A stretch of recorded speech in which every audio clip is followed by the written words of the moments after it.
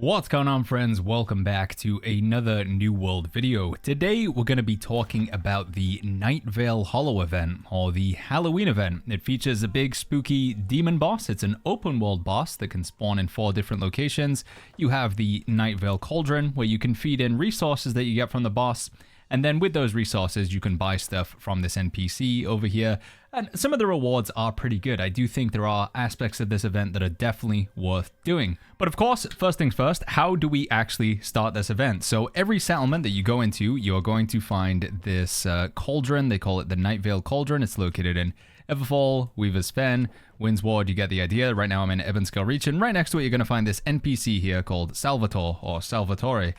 He will give you a quest to go kill the big open world demon boss. Now, if you don't see the quest, it's because you're not high enough level. You do need to be at least level 35 to be able to receive the quest, and it's called Balfazu's Fall, and it says locate and put an end to Balfazu Rising in Brightwood, Weaver's Fen, Morningdale, or Ebonskull Reach. So you need to hit level 35 in order to be able to receive the quest, which is then going to help you do the rest of the stuff. It's important that you can get the quest because it gives you a lot of reputation when you unlock it. Without the reputation, you can't really buy anything off of them. So you can see you need 2,635,000 XP in order to be able to unlock the next tier. Conveniently, when you hand in the quest, you get that exact amount of experience. Now, there is a problem if you guys are playing on some of the old servers. If you have a character that's been around for more than a year. Basically, if you've done this event before, there is a bug right now where you can't actually hand the quest in. But for most of us who are playing on the new servers, this is actually like a character that I've had for a while, but he hasn't done this event. You don't need to worry about that. But for some people, again, you need to be level 35 and you need to have not previously done the event on the character at time of recording. That's the way they've got it set up. So I've got my quest. Let's go find Balfazu, shall we? So right now he is located over here in Brightwood, so I'm gonna see if I can make it in time. I don't actually have this fast travel shrine, but let's just cut with the power of editing to hopefully a Balfazu kill, and then I'll show you what you do from there. All right, here we go. I found Balfazu. Now my character is level 38, and this event is designed for level 60 characters minimum, so it is going to be a bit tricky, especially if you're in a smaller group, but luckily there is quite a lot of people on this server, so I think you need to do just at least 1,000 damage to get credit. Let's see if this is going to work. Yeah, there we go. We got some Balfazu's Ichor, or Ichor.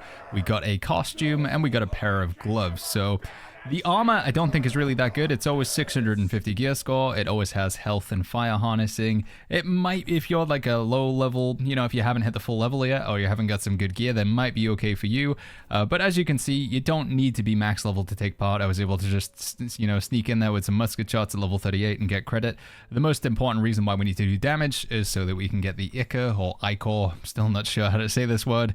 And then we're going to take this back to the cauldron in any settlement. So again, you will need a group. You won't be able to do on your own, but you do not need to be max level. You just need to be above level 35 to get the quest, and then you can go do some damage to get your tag and bring it back to town. So let's go ahead and do that now. So you can see the next stage of my quest up in the top right. It says use Balfazu's Ichor on a Night Vale Cauldron in any decorated settlement. So this is a decorated settlement, so all I need to do is go ahead and interact with the cauldron, and we can chuck the Ichor into the cauldron. We get a box of loot and we get a token, and then we can go ahead and talk to Salvatore. He'll say, nice job, mate, that was pretty poggers. He'll give you a box of loot and you'll get a ton of XP. And now we have everything unlocked and we can go ahead and start buying some rewards. Now before we talk about the rewards, let's just go ahead and open up some boxes here. We did get a box of loot. What are we gonna get from this? We got a weapon pattern, armor pattern. We'll talk about how you can use these. And we got some tokens. And then the other box, we got some Cauldron's coin, and we got some more tokens. Now, in terms of how many times should you do that process of killing the boss and putting the stuff in the cauldron, my recommendation is 3 times, because you can get the Cauldron's coins 3 times per day. And these are going to give you anywhere in the region of 50 to 200 gold, although I think it does scale with your level, but just for the extra gold, I think 3 times a day is the sweet spot. That's going to get you more than enough tokens to be able to buy the items that you want. However, there is no disadvantage to keep doing the event. If you enjoy it for whatever reason, if you like, just keep killing that boss over and over again. There is some mechanics with the boss which we didn't really get to show, but you can throw pumpkins at him to lower his stamina. So if you kill the pumpkins around him, you can throw them at him, bring down his stamina, make him easier to kill. But yeah, 3 a day is the amount that I recommend, but by all means do it more than that if you want. And of course, we should now talk about what should we do with those tokens. So if we go ahead and talk to Salvatore again, and then we can open up the shop. One thing that I recommend you buy straight away is the chromatic seal. So this goes in a 3-day cooldown.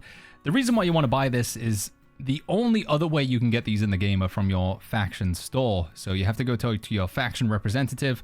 They're right down at the bottom, and they cost 5,000 gold a pop. You can only buy 1 a day, and it's also 20,000 faction tokens. So they are really expensive, and they're needed for end games. So when you want to upgrade artifacts, when you want to upgrade named items, they are very useful as an end game crafting material effectively. So probably have a separate video on chromatic seals and gypsum kiln and stuff like that. But just trust me, you really want to buy these. Any other extra additional tokens, you could spend them on skins if you like a look of them. You can also sort of highlight skins. If you select it, you can preview it. The pumpkin head is a classic. I think that's, you know, one that I see from time to time people rocking. If you want to make yourself look like this, then you can do that.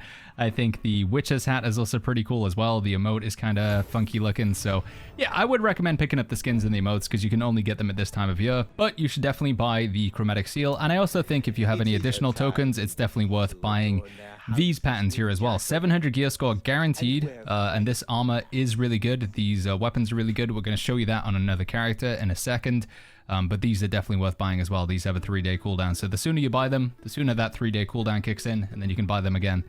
This event runs for 2 weeks, so I think you should be able to buy them, what is that, 14 divided by 3, that's 4 times, maybe 5 times if you're lucky. That's what I recommend you buy first and foremost, chromatic seal, these two, and then any skins that you want. I think anything outside of that is kind of optional. One other thing you can do to get tokens while you're in town, you will notice that when you open up the boxes or when you kill Balfazu, you're going to get some costumes. So you might have to search through your inventory for these, but I got this Anubian Horus costume. I think there's 4 different costumes you can get. If you go ahead and use that, you'll transform into a random sort of villain from New World Aeternum. And then when you're in your costume, you can go ahead and go trick-or-treating. And if you run around the town, you're going to find these baskets. So let's see if I can find one. Here we go. Finally found one. It just materialized in front of me. So they have like this red mist that appears beforehand, and you can go ahead, interact with it, and collect some treats. I think we get tokens. So you can get tokens 3 times a day. And then there's also various candy you can get as well. Now, I think the most desirable candy, we did actually just get it there, and that is the Lost Black Licorice. Should we go ahead and pop this? I can't. I have to be level 60 apparently. Unlucky. But I think if you use the Lost Black Licorice, if I'm not mistaken, it doubles the amount of tokens you can get. So if you are going to go out and farm the next day, do a bit of this event, I think popping one of those beforehand. And then the other ones, they just kind of do silly things. I'll let you find out what they do in your own time if you want to check them out. But the other candies, they're just kind of silly, I think, is the way to describe it. So, Angry Earth Candy Fish, can I use this one? Level 60 as well. But yeah, it's just a little bit of extra fun. The trick-or-treating, 3 baskets per day. They just spawn in random locations around each town. Here's another one here.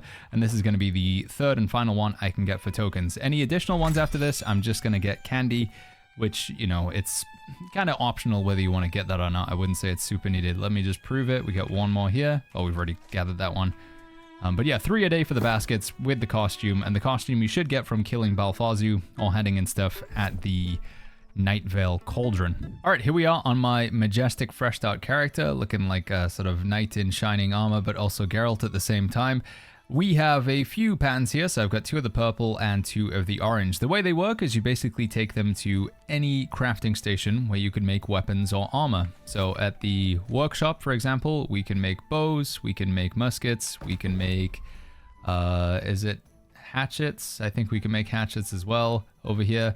So if I just go ahead and type in the word Night Veil, we'll be able to see what we can make here. So blunderbuss, bow, musket. Okay, I got it wrong. No hatchets. Those are at the forge. But these come as 700 gear score guaranteed, which is quite nice. So we can make ourselves some 700 gear score weapons. Pretty awesome, I think. Especially with the blunderbuss, I think that's going to be worthwhile. If we go to the Arcana station, we should be able to make a fire staff. I think that with flame attunement and life stealing is not going to be too bad as well. So getting runic leather, phoenix weave, and asmodium might be a little bit tricky. You can get some of that from the season pass. I'd like to point that out to you guys. So as you level up the season pass, you're going to get there's asmodium, runic leather, phoenix weave, glittering ebony, and it's on the free track as well. I think a few of these do appear throughout the free track. You can get the premium, is that the only one actually? I said a few times, but it looks like that might be the only one. Yeah, well, it's right there. There's another one in the paid track as well. If you guys want some tips and tricks on the season pass, let me know in the comments down below. I do plan to record a video on it. But let me just go ahead and grab that one. And then I'll go ahead and make one more as well. Why not for the video? And we'll do a little bit of Gamba here. So if I pop these open, I think that's going to give me enough resources. And now we can go in here and we should just be able to make one, right? No, I need 2 more glittering ebony. Okay, sorry guys. Maybe I'll do that later on, but either way, not bad weapons, generally not bad. I wouldn't make the life staff because I think blessed and life stealing isn't very good, but these, if you want like a decent-ish 700 gear score, they're not the best combination of perks, but I think relatively cheap.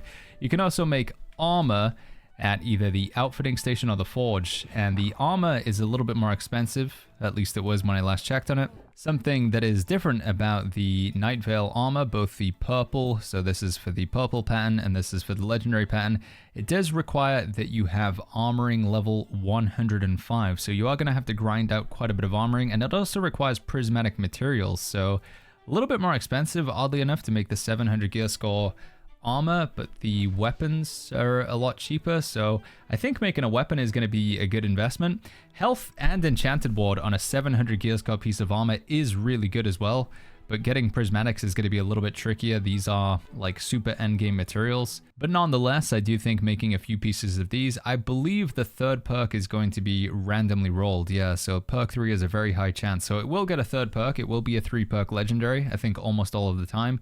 Again, I would make a piece for you guys right now just so we can show it, but I don't have the materials. Now, one thing that I wanted to include in this video as an additional, because I think it's just a handy piece of information to know, when it comes to leveling up your crafting, some of the ways that I enjoy doing it is basically going through the make one of everything approach. So every first item that you make gets you a first time crafting bonus. So you get double XP for the first of everything you make, and then you simply salvage the item, and then you go into the next one after that. What you can do as you're also leveling up your crafting is make research notes, and these give you a lot of XP as well. So you can see that we have jewelry, armor's research notes, master armor, so you can effectively hand in these scraps that you're going to be getting. So as you salvage armor that you don't want, you'll get scraps, or you'll get fragments, or you'll get what are the other things, yeah, also called scraps, and these give you a lot of XP as well. Now you do need to reach a certain milestone, so if I can get my armoring to 100, I can then go ahead and trade in all of these. It'll get me a big chunk of experience as well, but I think it is good to be aware that these scraps are pretty awesome. A lot of them you can't buy. I think these ones you can buy, but these can really help sort of skyrocket as well. So making one of everything until you get to a certain milestone where you can then trade in stuff for additional XP. And then one extra resource to know about on top is gaming.tools/new world. Now, not a sponsor or anything. We've just used this website a few times in the past. But what you can basically do on this website, which will be a link to in the description down below, is go to the crafting leveling guides. You can tell it what you're interested in. So we chose armoring here. You can tell it what server you're playing on, and it will take a look at the prices of items on the trading post for that server. So in my case, it's Draco. Go ahead and import those prices. Tell it what current leveling I'm at with armor, which is 70. I want to be at 205, so we can make that Night Veil stuff. And then we're going to go ahead and update here. And it'll give me a recommendation of some different things that I can make, and it'll give a rough estimate of how much it thinks it's going to cost. Now, I don't find the prices to always be super accurate. I did just take a look on the trading post. This wants me to buy 540 void metal. I checked the trading post. There's only 6 void metal in total for sale, so I literally can't do that. But nonetheless, you know, it gives you a sort of an outline of different things that you can make. It does look like it also includes the armor research project, which is kind of cool. So we can just do 23 of those, and that would get me 10 levels. But yeah, I'll put a link to this website in the description down below. You might find it useful, you might not, but I guess it's handy to have that there. And that is basically the Night Veil Hollow event, guys. I do, again, think it's worth buying these patterns, even if you can't use them now. Being able to make some health enchanted ward, like those are 2 really good perks. 700 gear score, 725 would be better. That is the max gear score, but this is still pretty good. Getting the chromatic seals is really, really good. And in general, in my experience, getting the kills on Balfazu on the server seems to be pretty trivial. So this is what he looks like, by the way. I don't know if I showed it, but he has a little purple icon. And again, he can appear in Morningdale, Weaver's Fen. There's another one of him down here, Brightwood, and Ebonskill. So I would recommend killing him 3 times a day, and then going to Salvatore, buying those legendary crafting patterns, buying the chromatic seal, and then just any of the other skins that look interesting to you as well. It's a fairly like easy event to do. I do think it's a bit strange that Amazon have included this event for, it's aimed at people who are level 60 and higher, and yet the fresh start servers have only been around for 1 week, so I really want to emphasize, don't be in a rush to get to level 60 to do this event. I don't think it's worth it. And again, you can still buy the stuff, you just can't use it. So you can still be buying a chromatic seal, still get the tag on him. So yeah, don't rush to level 60, but you can do this on top of everything else you're doing. But with that being said, hope you guys enjoyed the video. If you did, leave a like, subscribe for more, and I'll catch you guys all in the next video.